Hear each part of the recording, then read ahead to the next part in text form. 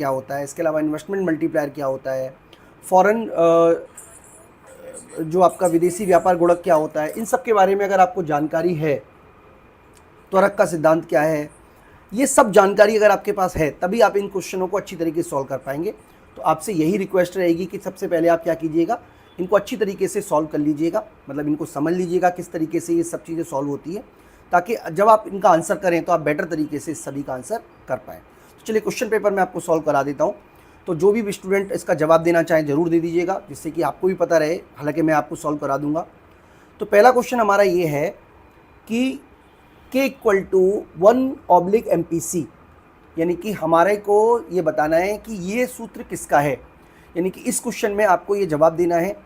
तो देखिए, सबसे पहले मैं आपको बता देता हूँ कि ये इसका जो सटीक आंसर है, अगर आप में से कोई देना चाहे तो आप ज़रूर दे सकता है। सबसे पहले मैं आपको बता देता हूँ कि एक मिनट बच्चों, थोड़ा सा अभी नया तरीके से हम लाइव क्लास ले रहे हैं, तो कुछ मिस्टेक हो जाए तो उसके लिए मैं माफ़ी मांग रहा हूँ। हालांकि टॉपिक तो हमें आते ही हैं, लेकिन आप बच्चों के लिए हम ये सब दोबारा से स्टार्ट करा रहे हैं। खैर, तो सबसे पहले मैं आपको बता देता हूँ कि जो हमारा मल्टीप्लायर होता है उसके दो फार्मूले होते हैं, k इक्वल टू 1/1 - MPC, और हम ये भी कह सकते हैं कि k ऑब्लिक, आप इसका आंसर दे दीजिएगा, अगर आपको आता है इसका आंसर पहले दे दीजिएगा मेरे सॉल्व करने से पहले, MPS।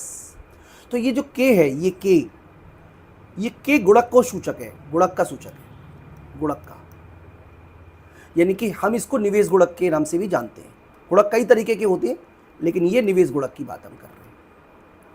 तो इसके अंदर जो आपका सबसे सटीक आंसर बैठेगा वो बैठेगा ए, यानी कि ये निवेश गुणक का आंसर है, यानी कि k/MPS जो है वो आंसर है ए का। तो अगर आपने इसका आंसर सही दिया है तो इसके लिए आपको बहुत बहुत कॉन्ग्रेचुलेशन।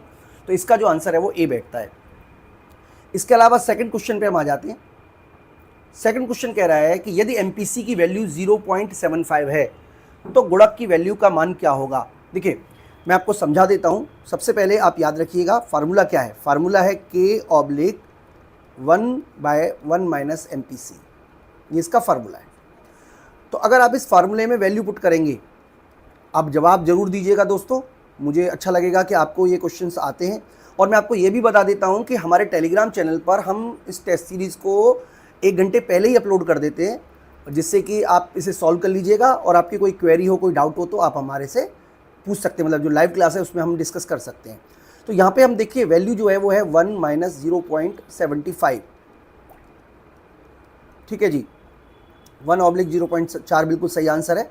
तो यहाँ पर हम इसका आंसर करेंगे, बिल्कुल सही आंसर दिया है अभिषेक ने, यहाँ पर इसको लिखेंगे हम 0.25, ठीक है जी। तो ये हमारी वैल्यू आ जाएगी 4, यानी कि इसका जो सबसे सटीक आंसर है वो बैठेगा बी, बिल्कुल ठीक है। इसी तरीके से दोस्तों आप न्यूमेरिकल सॉल्व करोगे तो आपके लिए बेटर रहेगा। अगला क्वेश्चन है, देखिए यहाँ पर आपको विदेशी व्यापार गुणक के बारे में बताना है। देखिए, विदेशी व्यापार गुणक के बारे में हम ऑलरेडी कई सारे क्वेश्चंस इसमें आपसे पूछे जाएंगे। मैं आपको बता देता हूँ कि जब हमारा निर्यात बढ़ता है, तो निर्यात बढ़ने की वजह से हमारी राष्ट्रीय आय भी बढ़ेगी। इसी को हम विदेशी व्यापार गुणक के नाम से जानते हैं। यानी कि इसका फार्मूला आप बताएंगे तो ज़्यादा बेटर रहेगा। आप ऑप्शन दीजिएगा ABCD में से कौन सा ऑप्शन आप चुनेंगे, लेकिन मैं आपको बता देता हूँ इसका ऑप्शन क्या रहेगा। देखिए, सबसे पहले मैं आपको फिर से रिपीट कर रहा हूँ, आप आंसर दीजिएगा उससे पहले मैं आपको कंसेप्ट बता देता हूँ कि विदेशी व्यापार गुणक क्या होता है। विदेशी व्यापार गुणक का मतलब है कि जब हमारा निर्यात बढ़ता है तो निर्यात बढ़ने से हमारी राष्ट्रीय आय बढ़ती है, लेकिन जितना निर्यात बढ़ता है राष्ट्रीय आय उससे ज़्यादा बढ़ती है। उसी को बोलते हैं दोस्तों विदेशी व्यापार गुणक। और विदेशी व्यापार गुणक का फार्मूला मैं आपको बता देता हूँ, इसको बोलते हैं KF, विदेशी व्यापार गुणक को। और किसी ने इसका आंसर अभी लिखा नहीं है इसलिए मैं ही बता देता हूँ। इसका फार्मूला होता है ΔY/ΔX, यानी कि निर्यात में वृद्धि होने से राष्ट्रीय आय में जो वृद्धि हुई है उसको हम बोलते हैं विदेशी व्यापार गुणक। और इसको हम ऐसे भी निकाल सकते हैं 1/MPS + MPM, marginal propensity to import. आप इसको ऐसे भी लिख सकते हो, मैं नीचे लिख देता हूँ 1/1 - MPC + MPM। तो दोस्तों इसके बेस पर न्यूमेरिकल क्वेश्चन भी आ सकते हैं। बिल्कुल ठीक बात है, इसका आंसर डी रहेगा। तो ये न्यूमेरिकल क्वेश्चन भी आपसे पूछे जा सकते हैं। तो ये इसका आंसर जो है वो 3 रहेगा, मतलब 7 का जो डीप ऑप्शन है वो बिल्कुल सही ऑप्शन माना जाएगा। मुझे उम्मीद है कि आपको कंसेप्ट समझ में आ गया होगा दोस्तों। आप ज़रूर बताइएगा कि आपको समझ में आ रहा है कि नहीं आ रहा। मैं आपको फिर से बता रहा हूँ, आपको अच्छा लग रहा होगा मुझे उम्मीद है वैसे तो, लेकिन फिर भी कितनी अच्छा लग रहा है आप बताइएगा। आपकी और भी कोई क्वेरी हो, कोई आप क्वेश्चन पूछना चाहो, किसी भी तरीके का क्वेश्चन पूछना चाहो, आप बता सकते हैं। और रात को 10 से 11 का टाइम हमने इसलिए चुना है क्योंकि 8 बजे से 2 घंटे तो लगभग इसे प्रैक्टिस करने में लग ही जाते हैं। मतलब टेस्ट सीरीज़ तैयार करना, उसके बाद आपको जवाब पढ़ना भी पड़ता है पहले। तो कोई भी चीज़ बिना पढ़े नहीं कर सकते आप, चाहे आप किसी भी लेवल पर हो, कितना भी आपको नॉलेज हो, आपको एग्ज़ाम में जाने से पहले तैयारी तो करनी ही पड़ती है। खैर, अब यहाँ पे वही न्यूमेरिकल क्वेश्चन आ गया जैसा कि मैंने आपको बताया था। यहाँ पर आपसे बोला गया है कि MPS की वैल्यू है 0.3 और MPM की वैल्यू है 0.2 और निर्यात की वैल्यू है 1000। तो अगर आप इसका आंसर, यानी कि अगर आप इस वाले फार्मूले का यूज़ करना, आपको अगर ये वाला फार्मूला आता है, ये वाला फार्मूला मैंने आपको बताया था, तो आप इसका आंसर अच्छी तरीके से कर सकते हो और मैं उम्मीद करूंगा कि आप इसका आंसर कर सकें। तो हाँ जी दोस्तों, तो आप इसका आंसर बताइएगा प्लीज़, मुझे अच्छा लगेगा। बहुत ही आसानी से आप सवाल न्यूमेरिकल कर पाओगे बच्चों, बहुत ही आसान है न्यूमेरिकल, कोई ज़्यादा मुश्किल है नहीं। इसमें करना क्या है आपको पता ही होना चाहिए। देखिए मैं आपको सॉल्व कर देता हूँ। फार्मूला क्या है, KF, यानी कि इसको बोलते हैं हम मल्टीप्लायर का फार्मूला है हमारा 1/MPS प्लस MPM। ठीक है जी। अब इस फार्मूले की वैल्यू अगर आप पुट करेंगे तो हम यहाँ पे लिखेंगे 1/0.3 प्लस 0.2, तो ये हो जाएगा 0.5। इसका मतलब ये मल्टीप्लायर 2 है। अब हम अपने ये वाले फार्मूले में वैल्यू पुट कर देंगे, यानी कि आप इसका आंसर बताइएगा मेरे सॉल्व करने से पहले ही। तो डेल्टा वाई की वैल्यू हमें पता नहीं है, डेल्टा एक्स की वैल्यू, निर्यात की वैल्यू 1000 है और के की वैल्यू हम ऑलरेडी 2 निकाल चुके हैं। तो इसका मतलब ये हुआ बिल्कुल सही है, आपका जो आंसर आएगा डेल्टा वाई का आंसर वो आपका आएगा 2000। तो इस तरीके से अगर आप न्यूमेरिकल सॉल्व करेंगे दोस्तों तो मुझे उम्मीद है कि आपको कंसेप्ट समझ में आ रहे होंगे।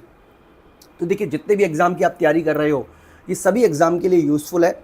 आप चाहे असिस्टेंट प्रोफेसर की तैयारी कर रहे हो, चाहे आप लेक्चरशिप की तैयारी कर रहे हो, कोई भी एग्ज़ाम की तैयारी कर रहे हो, तैयारी तो देखिए आपको एक जैसी ही करनी पड़ती है, कुछ भी अलग अलग होता नहीं है दोस्तों।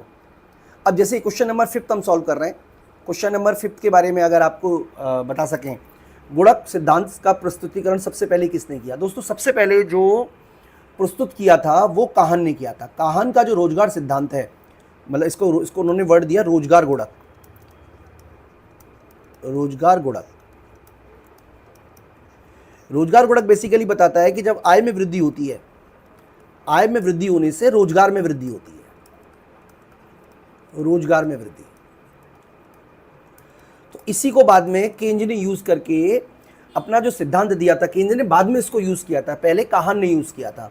तो 5वें का जो सबसे सटीक आंसर है वो है ए। दोस्तों 5वें क्वेश्चन के बाद हम 6ठे क्वेश्चन पर आ जाते हैं। ये सारे के सारे क्वेश्चन कभी ना कभी एग्जाम में आए हुए हैं, डिफरेंट जगह के एग्जाम में आए हुए हैं। ठीक है जी, बिल्कुल ठीक बात है। इंग्लिश, अच्छा इंग्लिश में देखो दोस्तों, हाँ मैं आपको ये भी बताने की कोशिश कर रहा हूँ कि नेक्स्ट वीक से हम 3 दिन हिंदी में और 3 दिन इंग्लिश में लेकर आएंगे। तो हम बता देंगे, मतलब लाइव क्लासेस के माध्यम से बता देंगे। बिल्कुल ठीक बात है। या हम कर सकते हैं कि क्वेश्चन को इंग्लिश और हिंदी दोनों में लिख दें, जरूर हम इस बारे में विचार करेंगे। और आप इसके लिए दोस्तों बिल्कुल निश्चिंत रहें कि हम इसको इंग्लिश हिंदी दोनों में ही लेकर आएंगे। मुझे भी लगता है कि इसको इंग्लिश और हिंदी दोनों में ही होना चाहिए, जिससे कि इसकी जो रीच है वो ज़्यादा से ज़्यादा हो सके। अब आप आज मैनेज कर लीजिएगा, मतलब मैं आपको पहले से बता दूंगा किस दिन हमारी क्लास लाइव नहीं होगी, वो तो आपको पहले ही पता चल जाएगा। ठीक है जी।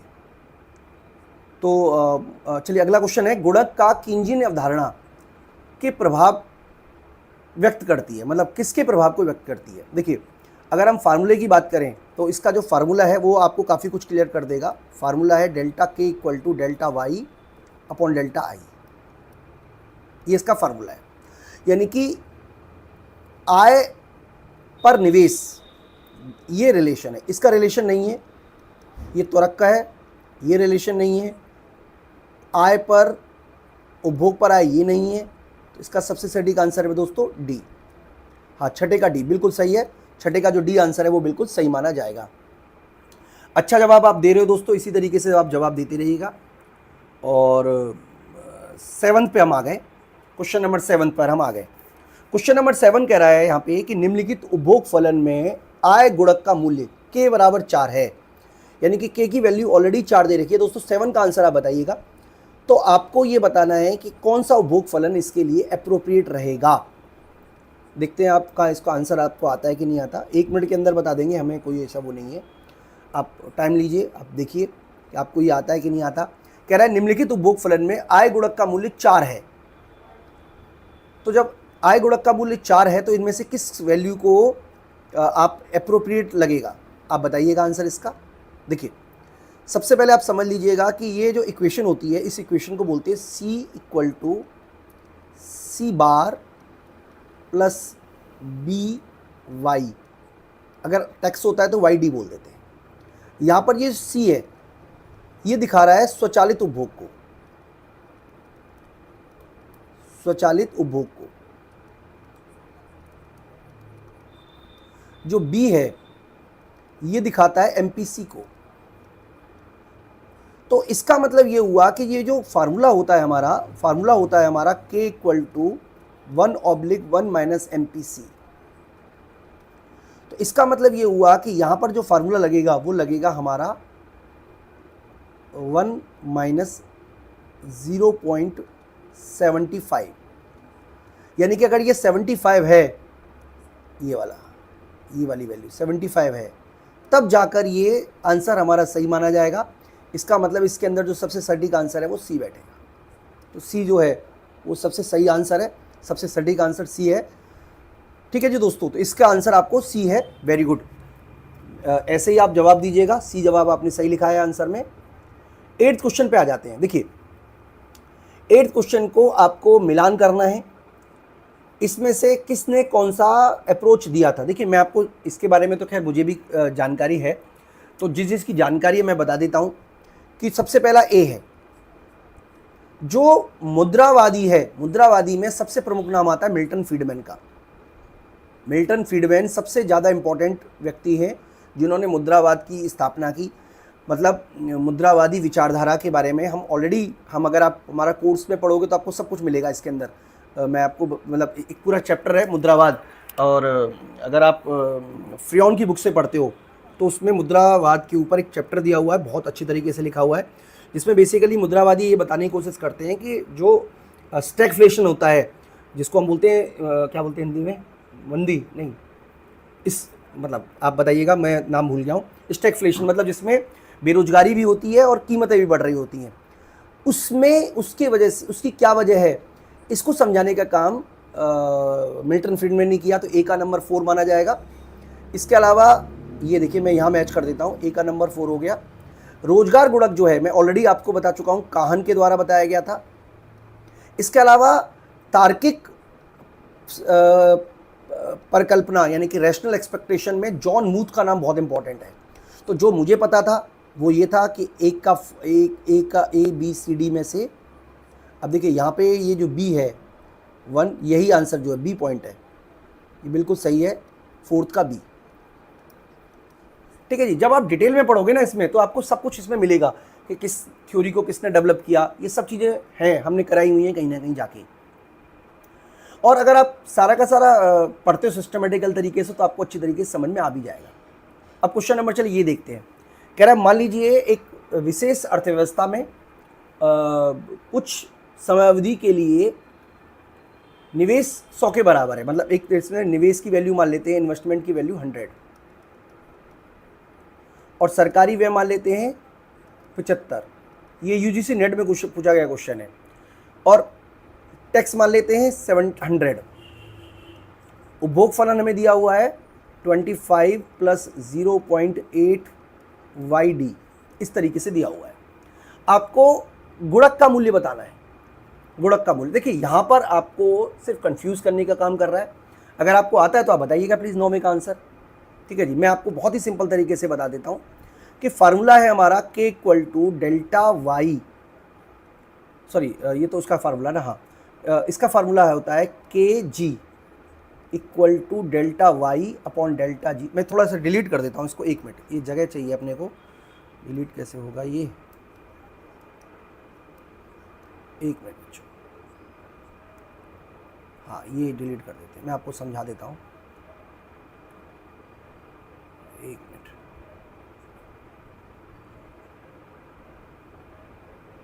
ठीक है ठीक है ठीक है, देखिए मैं आपको समझा देता हूँ कि हमारा फार्मूला क्या है। पहले फार्मूले की बात करेंगे। फार्मूला क्या है? फार्मूला हमारा है के G equal to delta Y upon delta G, यानी कि जी में वृद्धि करने से कितनी वृद्धि होती है। अब इसके दो फार्मूले बनते हैं इसके बेसिकली। एक तो बनता है ये वाला 1/1 माइनस बी, एक तो ये बनता है। एक बनता है 1/1 माइनस बी ब्रैकेट में 1 माइनस टी। ये बी का मतलब यहाँ पे एमपीसी से है। ओके बच्चों, तो इसका मतलब ये हुआ कि अगर हम इसको मान लें 0.8,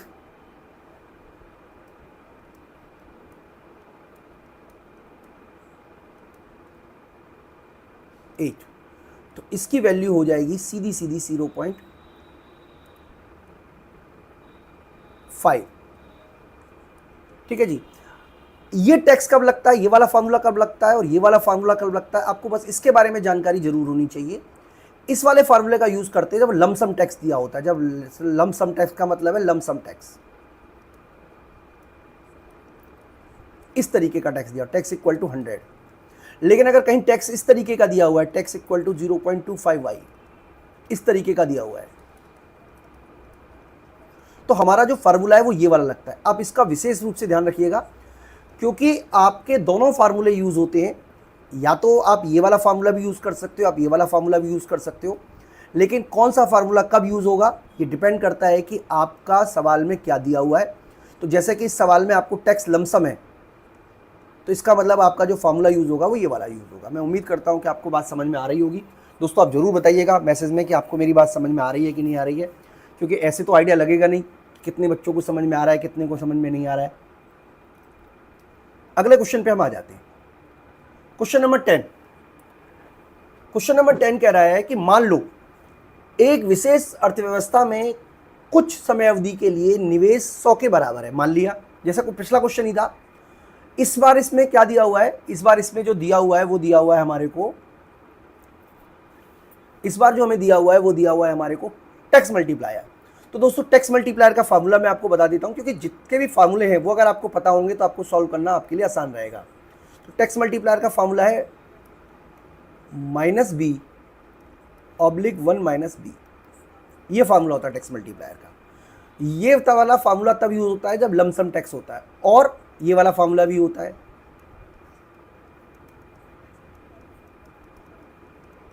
लेकिन इस वाले केस में हम इस वाले फार्मूले का यूज करेंगे, क्योंकि हमें ऑलरेडी सवाल में टैक्स जो है वो लमसम दिया हुआ है। तो कितनी वैल्यू है, माइनस की 0.8 डिवाइड कर देंगे 1 माइनस 0.8 से। तो इसका जो आंसर आएगा वो -4 आएगा। ठीक है जी, बिल्कुल ठीक बात है, इसका आंसर -4 आएगा। क्वेश्चन नंबर 11 पे आ जाते हैं दोस्तों हम। क्वेश्चन नंबर 11 कह रहा है कि यदि जब उपभोग की सीमांत प्रवृत्ति 0.75 है तो संतुलित बजट गुणक का मूल्य क्या होगा। दोस्तों संतुलित बजट गुणक का मतलब होता है कि जब टैक्स और गवर्नमेंट एक्सपेंडिचर बराबर बराबर है, और अगर आप ठीक तरीके से कंसेप्ट को समझेंगे तो बैलेंस बजट मल्टीप्लायर की जो वैल्यू होती है वो हमेशा 1 के बराबर होती है। इसका मतलब ये हुआ कि इस केस में और किसी भी केस में अगर बैलेंस बजट मल्टीप्लायर है तो वो इसकी वैल्यू हमेशा 1 के बराबर होगी। आपको कुछ सोचना नहीं है, इसका आंसर आपको 1 ही लिखना है। अगला क्वेश्चन पे आ जाते हैं दोस्तों। क्वेश्चन नंबर 12 पर हम आ गए। क्वेश्चन नंबर 12 कह रहा है कि निम्नलिखित कथनों पर विचार कीजिए, कर लेंगे, जिसमें सीमांत उपभोग प्रवृत्ति और गुणक के बीच के संबंध को दिखाया गया है। देखिए आपको आंसर पता हो या नहीं पता हो, आंसर तो सेम रहेगा कि के की वैल्यू होती है 1/1 - MPC। ठीक है जी, इसका मतलब ये हुआ कि अगर हम MPC को मान लें 0.8 और 0.5, तो इस केस में जब हम फार्मूले का यूज करेंगे तो इस केस में आएगी वैल्यू 5 और इस केस में आएगी 2। इसका मतलब ये हुआ कि जितनी एमपीसी अधिक होगी मल्टीप्लायर उतना अधिक होगा, जितनी एमपीसी कम होगी मल्टीप्लायर उतना ही कम होगा। यहाँ पर देखिए एमपीसी जितनी अधिक होगी गुणक उतना कम होगा, ये गलत है। ए बी कह रहा है एमपीसी जितनी अधिक होगी गुणक का मान उतना ही अधिक होगा, ये सही है। यदि एमपीसी 1 है तो गुणक का मूल अनंत होगा, ये भी गलत है।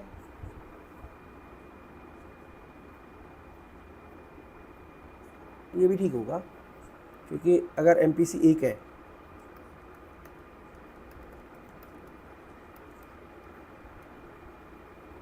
खैर, तो इसमें जो सटीक आंसर है वो देखिए हो सकता है इसका वो हो, तो ये बी का लिख लेंगे क्योंकि ऑप्शन में ठीक है जी। हालांकि ये भी ठीक ही है, सी भी ठीक है। चलिए अगला क्वेश्चन देखते हैं।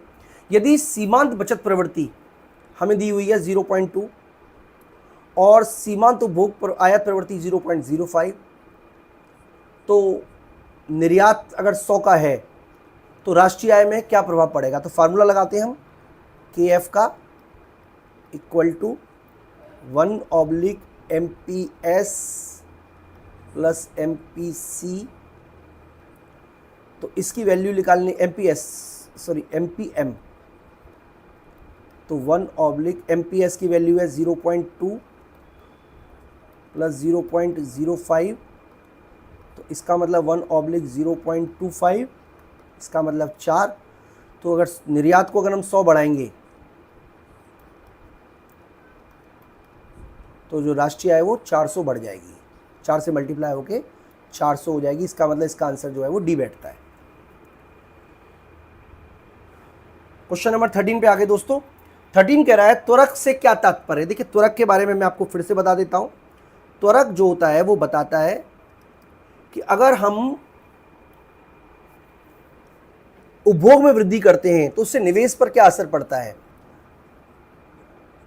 उपभोग त्वरित है तो विनियोग भी त्वरित होगा, ये सही आंसर है। यानी कि उपभोग में परिवर्तन करने से निवेश में जो परिवर्तन होता है, खासतौर पे प्रेरित निवेश में, उसकी बात जो है वो त्वरक करता है। त्वरक के लिए ए आंसर बिल्कुल सही है। 15 पर दोस्तों हम आ जाते हैं। 15 क्वेश्चन कह रहा है, देखिए 15 कह रहा है कर गुणक सामान्यता। कर गुणक किस तरीके का होता है? देखिए कर गुणक सामान्यता सरकारी व्यय से कम होता है, सरकारी व्यय के अधिक होता है। अगर आप कंसेप्ट पढ़ेंगे बैलेंस बजट मल्टीप्लायर का, तो बैलेंस बजट मल्टीप्लायर कहता है कि अगर हम सरकारी व्यय और कर को समान रूप से बढ़ाएं तब भी जो डेल्टा वाई है वो डेल्टा जी के बराबर बढ़ेगी। अगर हम फार्मूले के बाद देखें तो इसका फार्मूला होता है 1/1 माइनस बी, ये होता है delta into delta G, delta Y निकालने के लिए। और टैक्स वाले केस में होता है डेल्टा वाई का formula minus B/1 minus B into delta G. तो इसकी वैल्यू हमेशा ही कम निकल के आएगी, आप वैल्यू चाहे पुट करके देख लीजिएगा, और ये वैल्यू हमेशा ज़्यादा होगी, मतलब इसकी वैल्यू हमेशा ज़्यादा होगी।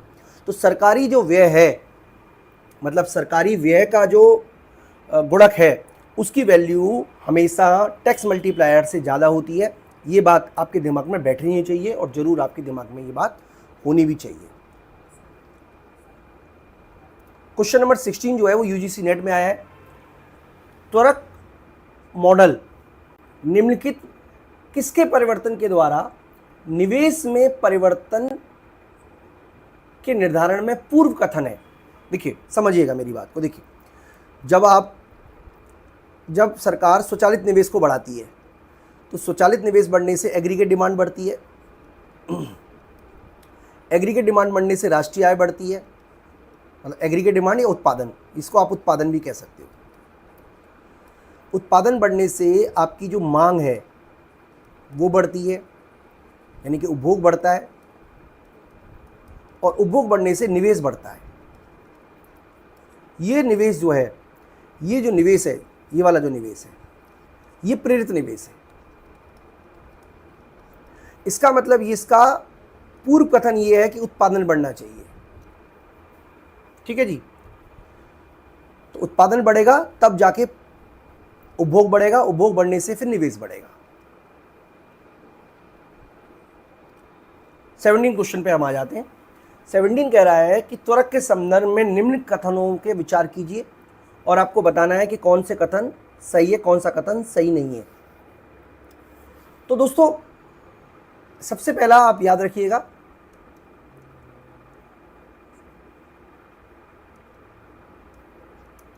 हाँ ये वाला, कि एक मिनट बच्चों, मार्कर थोड़ा ठीक नहीं बैठ रहा, हाँ ये कि यदि मांग में वृद्धि होती है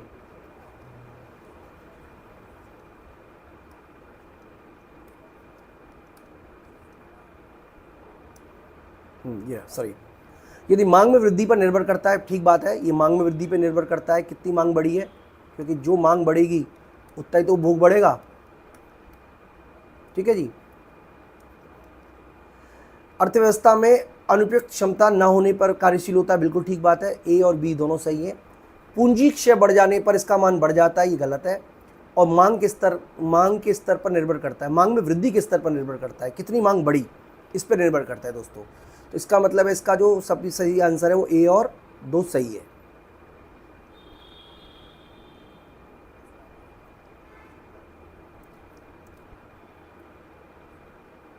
नेक्स्ट क्वेश्चन कह रहा है कि आपको ये फार्मूला बताना है कौन सा सही है कौन सा गलत है। ये तो गलत है दोस्तों, ये भी गलत है, ये भी गलत है, तो ये वाला फार्मूला जो है बिल्कुल सही माना जाएगा। यानी कि विदेशी व्यापार गुणक का जो मान है वो 1/1 प्लस MPS के बराबर है।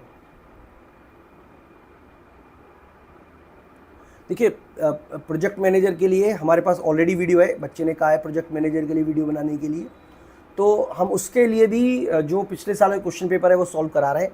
तो आप हमसे जुड़िएगा और आपको ये वाला कोर्स भी आपको मिल जाएगा। क्वेश्चन नंबर 19 पे आ गए। त्वरक क्या बता रहा है? त्वरक बता रहा है आय में परिवर्तन होने से निवेश में परिवर्तन। तो इसका मतलब ये हुआ कि दो समय अवधि में, और ये डिपेंड करता है आपका उपभोग की प्रवृत्ति पर। तो त्वरक का ये जो फार्मूला है वो 19वां सही है। ठीक है जी, 19वें का बी पॉइंट जो है वो बिल्कुल सही पॉइंट माना जाएगा। 20वें क्वेश्चन पे आ जाते हैं दोस्तों। 20वां क्वेश्चन कह रहा है कि निम्न में से कौन सा कथन आय गुणक के लिए सही है? आय गुणक के लिए सही है, मतलब फार्मूला मैं आपको दे देता हूं। फार्मूला है K = 1/1 - MPC। ठीक है जी, तो इसका जो मान है वो सीमांत बचत प्रवृत्ति पर निर्भर करता है। बिल्कुल ठीक बात है, क्योंकि गुणक का जो मान है वो सीमांत बचत प्रवृत्ति पे भी निर्भर करता है। तो ये पॉइंट तो सही है। इसके अलावा केवल स्वचालित निवेश के लिए क्रियाशील होता है, प्रेरित निवेश के लिए नहीं, क्योंकि जो केंज का विचार है उसमें वो निवेश में जो परिवर्तन होगा, मतलब delta y = 1/1 - MPC into delta आई। तो ये जो डेल्टा आई है स्वचालित निवेश की बात करता है, त्वरक जो है वो प्रेरित निवेश की बात करता है। तो इसका मतलब ये भी पॉइंट सही है। यह आय और निवेश में संबंध स्थापित करता है, ये बात भी सही है, ये आय में और निवेश में संबंध स्थापित करता है।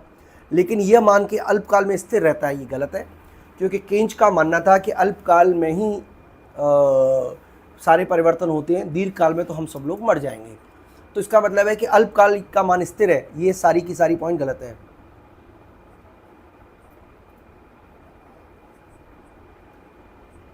दोस्त आप ना अगर आप BPSC के बारे में बात कर रहे हैं तो एक बार आप मुझसे पर्सनली मेरे नंबर पे कॉल कर लीजिएगा, क्योंकि यहाँ पे तो हम MCQ सॉल्व करा रहे हैं, लेकिन BPSC का भी दो ही काम करने हैं। अब हमें दो ही कोर्स चलाएंगे बेसिकली, एक BPSC का और एक ये जो बेसिक टू एडवांस कोर्स है। दो ही कोर्स अब हम अच्छी तरीके से अपने रन करने वाले हैं। तो मुझे उम्मीद है कि आपको बहुत फ़ायदा होगा। त्वरक संबंधित किससे है? तो जैसा कि मैं आपको बता चुका हूँ, जो निवेश है वो स्वचालित से संबंधित है, और जो ये वाला है वो प्रेरित निवेश से संबंधित है। ठीक है जी, आपकी कोई क्वेरी है तो ज़रूर आप भेजिएगा, मैं आपसे सभी तरीके की बातें करूंगा। क्लास खत्म होने के बाद अगर आपके मन में कोई और क्वेश्चन हो तो उसके बारे में भी डिस्कस कर लेंगे। सिर्फ 24 में से 4 ही क्वेश्चन हमारे रह गए, वो भी हम कंप्लीट कर लेते हैं जल्दी से। अगला कह रहा है त्वरक सिद्धांत किसने प्रतिपादित किया? दोस्तों त्वरक सिद्धांत का जो प्रतिपादन है वो क्लार्क के द्वारा किया गया है। तो जब आप ये सब पढ़ोगे तो आपको सब कुछ मिलेगा। मतलब पहले कंसेप्ट क्लियर किया जाता है, कंसेप्ट क्लियर करने के बाद फिर क्वेश्चन सॉल्व किए जाते हैं। कभी भी ऐसा नहीं होता कि आप MCQ सॉल्व करने के बाद आप अपने सॉल्व कर सको। मतलब मुझे कोई पढ़ना नहीं पड़ रहा है, क्योंकि मैं कंसेप्ट को ऑलरेडी पढ़ चुका हूँ। ठीक है जी दोस्तों, तो आप अगर हमारे टेलीग्राम चैनल से जुड़े हुए हैं तो आपको ये क्वेश्चन जो वो है वो हम भेज देंगे आपको। और आप जरूर इनको सॉल्व कीजिएगा। ठीक है, अगला क्वेश्चन पे हम आ जाते हैं। क्वेश्चन नंबर 23 है, कह रहा है विदेशी व्यापार गुणक का मान अधिक होगा। कब अधिक होगा भाई? जब निर्यात में वृद्धि होती है, जब, अब देखिए मैं आपको फार्मूला, क्योंकि जैसे आप इसको करते हो ना, पहले फार्मूला दिमाग में रखिएगा। फार्मूला है KF equal to delta Y upon delta X equal to 1/MPS plus MPM। ठीक है जी। अब देखिए, अगर मैं MPS की वैल्यू रेंडमली मान लेता हूँ 0.1, मैंने मान लिया, और MPM की वैल्यू मान लेता हूँ 0.15, तो जो हमारा KF है इसकी वैल्यू आएगी हमारी 4। अब अगर ये बढ़ जाता है, MPS बढ़ जाता है या MPM बढ़ जाता है, तो डेफिनेटली KF की वैल्यू जो है वो घट जाएगी। इसका मतलब ये हुआ कि निर्यात में वृद्धि करने से इसका मान बढ़ जाएगा, ये बात तो सही है। दूसरा, अगर हमारा उपभोग प्रवृत्ति घटती है, MPM घटता है, MPC घटता है, तो सॉरी बढ़ता है, अधिक होता है, MPC अधिक होता है, तो डेफिनेटली जो MPS है वो कम होगा, और इस केस में गुणक की वैल्यू ज़्यादा आएगी। मतलब मैं ये कहना चाह रहा हूँ कि आपको कंसेप्टली अगर आपको समझना है तो पहले आप फार्मूला लिख लीजिएगा एक बार, और एक बार अगर आप फार्मूला लिख लेते हो तो आप जरूर इसका आंसर कर पाएंगे। क्वेश्चन नंबर 24 पे आ जाते हैं दोस्तों। 24 हम करा रहे हैं, गुणक का मान हमेशा 1 होता है। निम्न में से किस स्थिति में गुणक का मान हमेशा 1 होता है? ऐसा केवल संतुलित बजट गुणक की स्थिति में होता है। हम ऑलरेडी डिस्कस कर चुके हैं कि के बैलेंस बजट मल्टीप्लायर BBM, जिस केस में बैलेंस बजट मल्टीप्लायर होता है उसकी वैल्यू 1 होती है। मैं आपको बता देता हूँ कैसे 1 होती है, अगर आपको लगता है कि 1 क्यों होती है। देखिए, जिस केस में डेल्टा G और डेल्टा T बराबर होंगे उसको कहेंगे बैलेंस बजट मल्टीप्लायर, यानी कि दोनों की वैल्यू बराबर बराबर होनी चाहिए। इसका मतलब इसका फॉर्मूला होता है 1/1 - B, और इसका फॉर्मूला होता है -B/1 - B। तो जब आप इसे सॉल्व करोगे तो इसकी वैल्यू 1 आएगी। ठीक है दोस्तों, तो मुझे उम्मीद है कि आपको समझ में आ रहा होगा।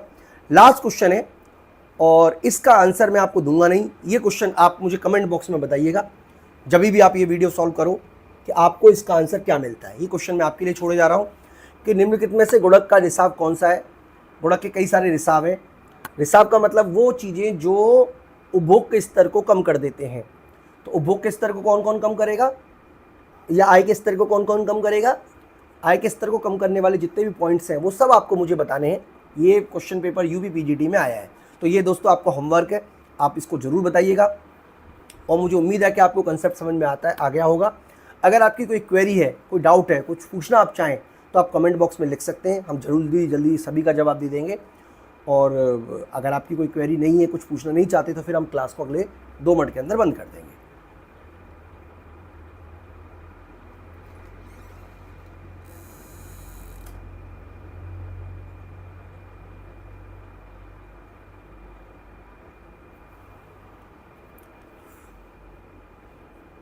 तो आपकी अगर कोई क्वेरी है तो आप पूछ सकते हैं। कुछ आपके मन में डाउट हो, कुछ आप बताना चाहें मुझे, कुछ सुनना चाहें, कुछ समझना चाहें।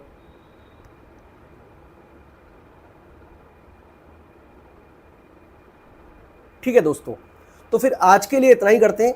मुझे उम्मीद है कि आपको अच्छी तरीके से समझ में आई होगी। जल्दी ही हम इसका जो इंग्लिश मीडियम और हिंदी मीडियम दोनों का एक साथ करेंगे। मुझे भी लगता है इसकी बहुत ज़रूरत है। तो चलिए, अब हम मिलते हैं। अगली क्लास कब होगी इसके बारे में मैं आपको जल्दी इन्फॉर्म कर दूंगा। तो आप हमारे Telegram channel Vishnu economics school से जुड़ जाइएगा, वहाँ पर आपको ये टेस्ट सीरीज़ भी आपको मिल जाएगी दोस्तों। थैंक यू दोस्तों, थैंक यू।